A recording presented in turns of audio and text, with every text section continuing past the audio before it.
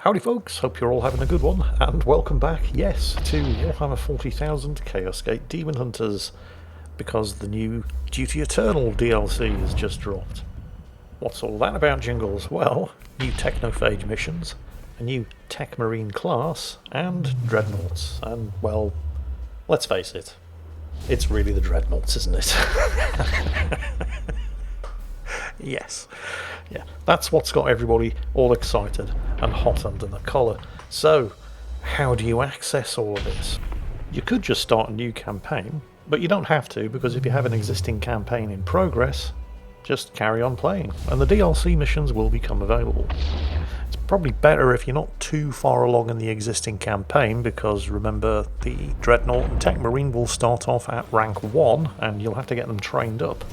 And unlike with a regular Grey Knight rank 1 noob, who you can train up pretty quickly by just slotting them into an existing strike team and making sure they get all the kills, it's not going to be quite that simple with the Tech Marine or the Dreadnought, because they require Archaeotech, which is mostly only available through Technophage missions. Yes, it's an awful lot of new stuff, but don't worry, it's actually pretty straightforward.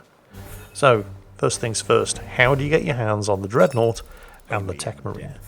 Well, play the game as normal, and then eventually a certain mission is going to pop up. If you're wondering precisely when this mission is going to pop up, it's called Allies in Need. I reloaded an earlier save at a point where I hadn't even done the Eldar Craft World mission, so very, very early on in the game, and the mission became available. Commander, the latest communique from Titan contained an emergency directive. Our brothers in Strike Force Cigaris have been actively suppressing an emergent technophage virus in the sector, but they have become pinned in the Dironan system. I have marked the location on our map. Honor demands we relieve them at the earliest opportunity. As soon as this event occurs, a new mission will pop up, clearly identifiable by the Dreadnought icon. Yeah. It's difficult to get this wrong. This is the Allies in Need mission. Complete it successfully and you will unlock access to the Dreadnought, the Tech Marine and the Technophage missions. Curiosity. This planet is home to a recently abandoned outpost belonging to the priesthood of Mars. I detect a weak Grey Knight locator beacon emanating from the central complex. I will deploy your brothers as near to the source as possible. Right, so again, this is fairly early on in my campaign. I'm going to put together a squad of ultimate badasses to complete this mission. Glorious deeds. Oh yes. Yeah, this is something else that's new that they've introduced with this DLC. They've re-recorded some voice tutorials to talk you through new features the first time you encounter them. So here, Valorous Deeds. Win the mission in 16... What? 16 turns? How hard is this going to be? I mean, 16 turns. That's forever. Okay, I'll go ahead and accept it. And it's the usual suspects, of course. Although this is before Purgator Fool became Paladin. So we have Justicar Iolanthus, Purgator Fool, Apothecary Hon, and of course, Rockstar, Snappy Dresser, and General all-round cool guy, Interceptor Storm, although obviously we're doing this before he was famous.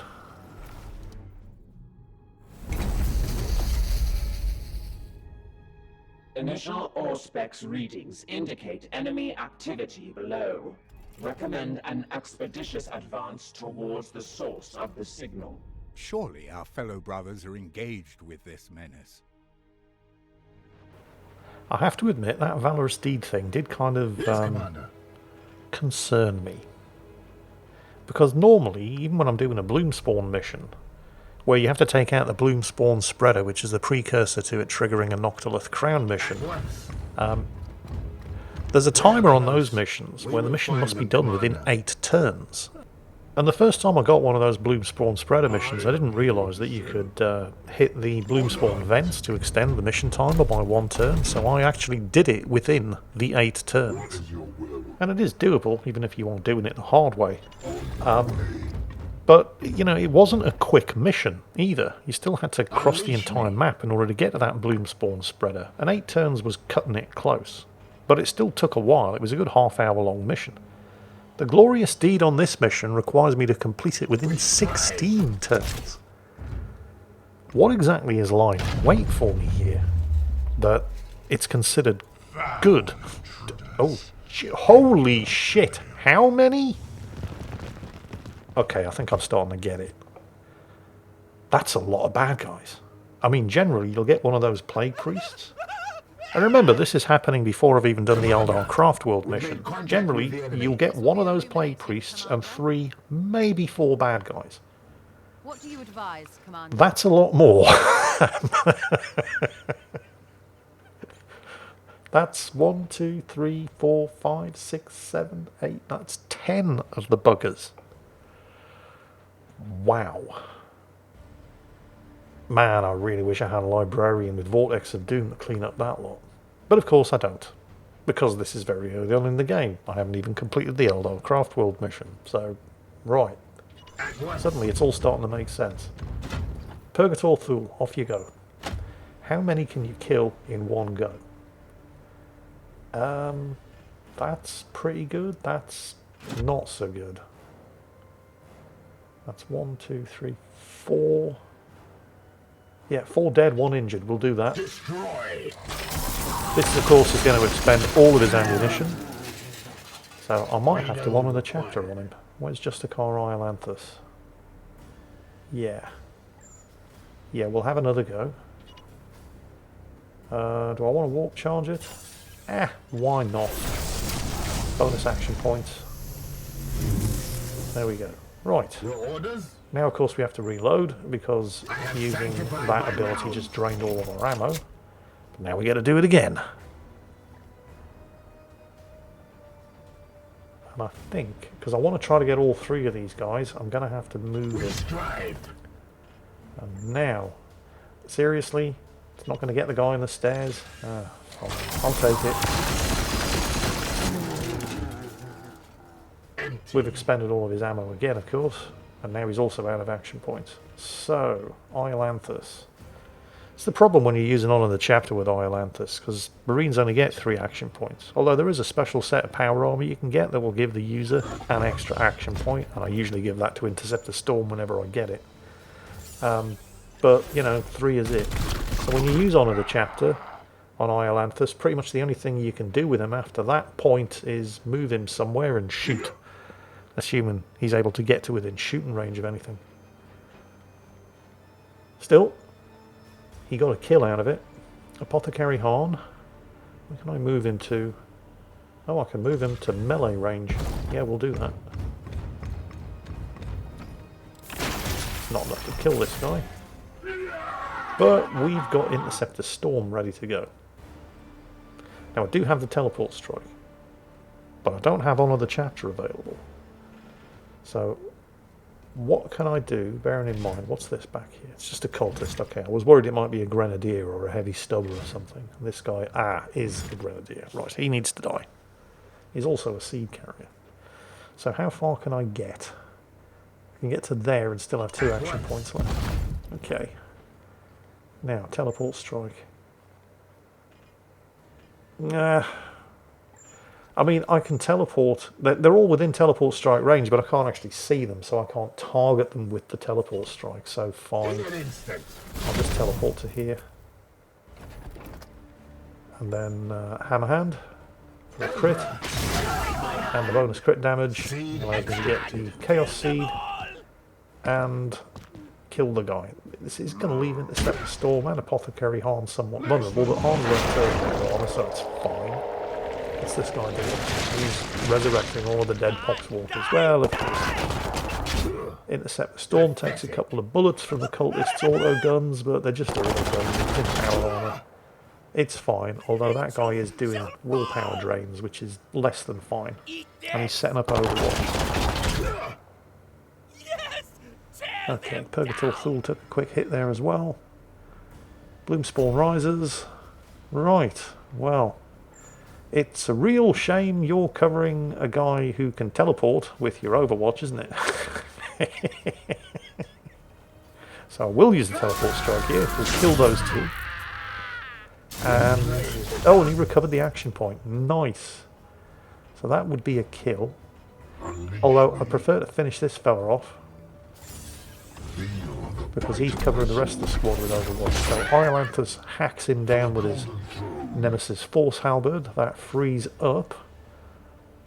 Well, we've still got Iolanthus actually. Yeah, why not?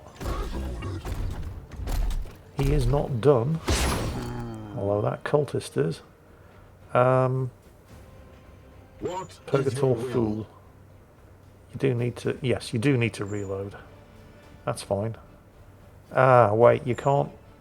Yeah, he can't spray that area with fire or he's going to hit Apothecary Harn. So Apothecary Harn killed that fella. And that... great. He's going to take a hit as he disengages from combat, so he has to kill this fella as well, which is kind of... See, I wanted to carve them all down with Purgator Fool. But that is not an option now. So we'll heal up, intercept the storm, and we'll leave the last one to Purgator Fool. So there's... intercept the storm could do it. Your command. Nah, Purgator Fool, go for it. Right. That was the first encounter. 10 bad guys. I'm starting to see why these missions are considered more difficult, because that's generally what happens if you screw up and you get 2 patrols at the same time. Right? That wasn't no screw up. That's just what you got in that encounter. Right. So this is how it's going to be, is it? Fair enough. Let's see what's behind door number 6. Venerable Brother Krask is all that remains of this squad. No other Astartes life signs are detected in the area. Rally behind Brother Krask and eliminate the heretics. Oh yeah, boy. Now I have a dreadnought. Ho ho ho. Slightly more difficult enemies this time, of course. Plague Marine and Blightwater. Alrighty then. Let's see what Brother Krask can do. So, let's have a quick look. Brother Krask, what exactly is he armed with? The Doom Fist. A dirty, great big Power Fist, which also is equipped with an underslung heavy flamer. A plasma cannon. Alright. He can target a smoke grenade, and he does a charge. And of course, he also has a shit ton of health, 24, and is more heavily armoured than a Marine in Terminator armour. So, I mean, yeah, naturally, he's a dreadnought.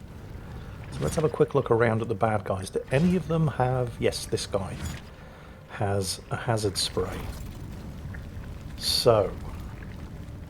where can I move Brother Krask to? What can I actually do here? Let's try the Ancient's Charge. Is anybody in charge range? No. Yes, but... Yes, Commander. Intercept the storm. We'll come back to Brother Krask in a moment. For now, because I'd really like to kill... Let's move Purgator Fool up. Where can I move him to? Where he's going to be able to shoot. Still have an action point left. Okay, you can shoot those two. Doesn't have range to shoot the guy with a hazard spray though. Sanctified kill zone. Make everybody vulnerable so they take increased damage. That might be useful. Doesn't really have the range. Oh no, he can cover... Can I get 3 of them? I can get 3 of them. Wait, does that include the Blightwater? I don't know. Let's have a quick check. It does include the Blightwater. Okay, so 3 of them have been hit by the Sanctified kill zone. Right. Iolanthus. Can you honour the chapter on a dreadnought? You cannot honour the chapter on a dreadnought. Well, that is a serious blow to morale. Can honour the chapter on Intercept the Storm, though. So let's go for it. Right, Intercept the Storm. Warp charged. Gets bonus willpower and 3 extra action points. And I haven't used any of my stratagems yet either, so... I can move him how far for 1 action point? I can move him to there. Who is now in range of his teleport strike? It looks like, because they're kind of spread out, so I'm probably only going to be able to get 2 of them. But I want to have him end up near to the guy with a hazard spray. So we'll warp charge this. Actually, no. We'll save the willpower. These tooltips that pop up are a new thing as well with the DLC. Just in case you're wondering, why didn't I do a lot of damage to that guy? Armoured enemies. Now let's get the guy with the hazard spray. And we will disable his ranged weapon. So it didn't kill him. I mean, I've got one more attack. If I get lucky and get a crit, that might kill him. I mean, the false strike isn't going to do it. And it doesn't kill him. But his hazard spray's been disabled, so I don't have to worry about that. Now then, Brother Krask. So the plasma cannon doesn't have a huge range, does it? But it does... Ooh, you can overcharge it. And that increases the blast area, but not the damage. Okay. Doesn't help us. Still only the one Plague Marine actually inside the blast area. So he's dead. Notice that because the Dreadnought is big, it uses 4 times the movement area that a regular Marine would. So where can I move that to and still have a shot left? Or do I just want to maybe use the smoke grenade? Impose an aim penalty on those guys? Because they're inside smoke? We'll do that. Actually, is that what smoke does? I'm not sure. Let's check. Oh, no. That's actually a beneficial effect. They now take less ranged damage. Fantastic. Okay, well, you live and learn. Nobody saw that, right? So we'll move Brother Krask up, and Apothecary Hahn can move this far. And unfortunately now, of course, nobody's taken, well, I don't know. They're still going to take range damage. They would have taken more if I hadn't given them a smoke screen. It's like playing World of Warships, isn't it? When you're on low health in a destroyer and you get spotted by an enemy destroyer and you panic and drop your smoke and then he kills you, and the only thing that your smoke's done is provide something for the destroyer that killed you to hide in. So, yeah. I'm not sure what that was, but it looks like it missed. So, what's the Blight Hauler up to? Set an Overwatch. That's a pain in the arse. What about this Plague Marine? Just got disarmed. Okay. No problem. Storm parries his attack. No damage sustained. Gets some damage off in return as the Plague Marine disengages, and then of course he heals himself, because of course he does. One other active Plague Marine, and he's just shooting at Brother Krask, which is fine. I mean, he's a Dreadnought, he's got a lot of armour. And then he sets Overwatch 2. Commander, I sense a massive spike in warp activity below. It is a warp surge, Inquisitor. Such events are common in pit battles between Cygers. And yet your brothers have clearly restrained their powers. Something foul is at work below. This is another one of those new voice-recorded tutorials, which will happen the first time you encounter a new situation after the DLC's been installed. They're just explaining warp surge. Right, let's kill this guy. Oh, is this going to be a stun and an execute? I do believe it is. Bonus action points for everybody. Does the Dreadnought benefit from these bonus action points? Well, let's see what we can do with Interceptor Storm. I mean, he can teleport, but he's very low on willpower. Ooh, there's a patrol. Right. Let's try not to pull them. So I'm going to have to do something about this Overwatch, aren't I? Islanthus. A grenade would get it done if I target the Plague Marine, though, because he'll get knocked back and that'll cancel the Overwatch. The Blight Hauler's too big. The grenade would hurt it, but it wouldn't cancel the Overwatch. Purgator Fool. Oh, hang on a minute. Doesn't he get Disrupt Shot? Yes, he does. There it is. Sweet. So that will cancel the Overwatch on the Blight Hauler. Out. Knocks off some of his armour. Removes the Overwatch, more importantly. Now then. Oh, and he gets another shot. Ah, why not? We'll go ahead and kill him. Blight Haulers have a lot of armour, but they do not have a lot of health. And that leaves us free to deal with the final... Yeah, there he is. I know he's hiding behind a container that I could blow up, but, well, Interceptor Storm's right next to it as well, so let's not do that. Doomfist. 5 damage plus 3 stun. Holy shit, that's actually really good.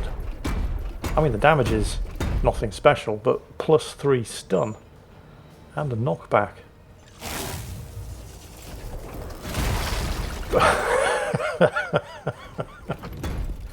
And he is stunned. But I don't think I have anybody who can take advantage of that. I've got nobody who can close to melee range and pull off the execute. That's a real shame. Oh well. Can I shoot him from here? Yes, that will kill him. And it doesn't, I mean, getting the execute would have been nice, but nobody's going to gain the bonus action point because he was the last bad guy. Come, let us dispatch these foul creatures. We are now out of combat, so we have to destroy the bloom stem. We have rendezvoused with the squad, such as it is. Only Brother Krask in the Dreadnought is still alive. Dreadnoughts, by the way, they're not robot fighting machines. They actually contain living Marines. Critically wounded living Marines, but Marines whose injuries are so severe that the only further use they actually have for the chapter is by putting them inside one of these Dreadnoughts and turning them into an armoured, virtually immortal killing machine. It's not a pleasant process. And between missions, Marine Dreadnoughts are placed into a sort of induced hibernation so that they don't have to suffer through the experience of being a Dreadnought all the time. Which on the one hand is a good thing, because it prevents Marine Dreadnoughts from going insane, but it's also kind of a bad thing because all they know is war. That's all they're ever conscious for. Chaos Marine Dreadnoughts, however, there's none of this switching them off between battle shit going on there. They are all absolutely batshit crazy from the experience of being a Dreadnought all the time. Meanwhile, as we approach the bloom stem, which we have to destroy in order to complete this mission, more bad news. It turns out Dreadnoughts cannot be teleported by the Gate of Infinity stratagem, which presumably also means they cannot be teleported by the Librarian version of the same ability, so that's a bit of a bummer. But we can, however, at least position Brother Krask in the spot where the warp gate is opening with the enemy reinforcements coming through. Here's the bloom stem that we have to destroy. As you can see, I was only able to teleport this close because it wasn't actually within visual range. Now then, Iolanthus. And these Plague Marines have got a whole bunch of weapons and equipment that I haven't actually seen on Plague Marines before. I mean, that guy is equipped with a flamer, which is nasty. And he's got crack grenades, which are anti-armor grenades. So we'll probably need to kill this guy first. Iolanthus, off you go. Okay, well, fine. Oh, we've got a crit. Let's go for a stun. 5 health and 2 more stun points. We're probably going to kill him before we get to stunning, but whatever happens, Iolanthus is done. Apothecary Han, of course, is going to open himself up to reaction attacks if he tries to move around in order to finish that guy off. He does have a grenade, though. Let's shave off the bloom stem's armor. Can't really use the grenade in close combat because the rest of the squad are so close. You know what? I'm hoping, I don't know, but I'm hoping that this is going to function like a bloom spawn mission, where you just kill the bloom spawn and the mission ends regardless of what else is up. Goes to a fool, finishes off the guy with a flamer and does significant damage to everything else in his arc of fire. Apothecary Han can now make it to Bloomstem without taking any damage, and he gets a crit, plus 2 damage, it's down to 16 health. The armour is gone. Remember, the armour is going to regenerate if it survives to the end of the turn. So, Quicksilver on everybody's favourite Rockstar Marine, Interceptor Storm. Is it within teleport strike range? It is. I mean, I could teleport to it, but teleporting doesn't do any damage. Teleport strike does. Can I chain the teleport strike? Doesn't look like I can. Okay, we'll just focus on the bloom stem itself. Do I want to warp charge it? He does have... he's got 5 willpower. We may as well. We'll go for it. Boom. How much health does it have left now? Yeah, we've got this. I don't really need to force strike it, do I? Oh, I've got no willpower left for the hammerhand crit, so we'll just go ahead. Smack. 3 health left. This should be it. And it is. Your aid in this matter was appreciated, brothers. The Grand Master's order remains unfulfilled. I must continue in my quest. We understand, Venerable Brother, as we have our own mission as well. We will ensure our brothers receive the proper rights. The Emperor protects. And you as well. And that, kids, is how you unlock the Dreadnought in the Duty Eternal DLC. I have to admit, I was thinking that it seemed a little underwhelming. I was expecting a lot more. But you have to remember, this is a rank 1 Dreadnought. I mean, even Interceptor Storm, when he was rank 1, couldn't kill more than 2 bad guys in one turn, assuming he got lucky and critted, because he just didn't have the skills for it, or the equipment. It's the same deal with the Dreadnought when you first get it. I mean, it's way more powerful than any rank 1 Marine. It's got a Doomfist, a Heavy Flamer, a Plasma Cannon. But it's nowhere near as powerful as it's going to be. So, how do we make it more powerful? Good question. Glad you asked. Report. Area surrounding the outpost has been purged. The Adeptus Mechanicus have begun to return. The ranking Magos Explorator has interfaced via the Noosphere. Message follows. Magos Dominus, this outpost exploits abundant archaeotech caches predicted by our logistic algorithms. The intervention of your undocumented Astartes vessel enables operational restoration. Subsection 3.7b of the Precept of Equity demands commensurate compensation. I will dispatch the necessary materials for the provisioning of tech marines aboard your ship. Dominus, negotiations with outsiders are to be conducted through approved channels. Nonsense, Brother Ektar. We must secure support for our campaign wherever we can find it. Concordance. The Adeptus Mechanicus maintain outposts in this sector more readily accessible than Titan. Negotiations will yield further benefits for this campaign in exchange for archaeotech extracted here. Excellent, Dominus. Please, continue. One exception, however. Previous infestation yielded forced purging of our servitor stockpile. A 41.6% reduction in efficiency is inevitable and unacceptable. Dominus, logic demands a reallocation of your available servitors for the greater glory of the Omnissiah. What? Still feeling confident in our new allies, Inquisitor? Ignorance. The Omnissiah rewards those who serve. A mutually beneficial exchange is inevitable. Yeah, I don't have enough, but I can requisition some. Innovative. The Magos Explorator will value this proposal, Commander. So what's this excavation rate? Well, unlike Commander. the rest of your Grey Knights, Tech Marines and Dreadnoughts don't earn experience when they go off on missions. Instead, they have to be upgraded through archaeotech, and there are 2 ways of getting it. It's kind of like having a manufactorum on board your ship that produces servitors at a slow but steady rate. This archaeotech site does the same thing. But you can also get technophage missions. And on those technophage missions, which are the only regular missions in which you can actually deploy a Dreadnought, you will also get the opportunity to harvest archaeotech in the same way that you would harvest chaos seeds from random bloom spawns scattered around any other mission. And it's that archaeotech which is used to upgrade your Tech Marines and your Dreadnoughts. And the Tech Marines, as well as having weapons of their own like the bolt gun or the omniscient axe, they also come with servitors. This servitor, by default, is equipped with a multi-melter. What exactly is a servitor?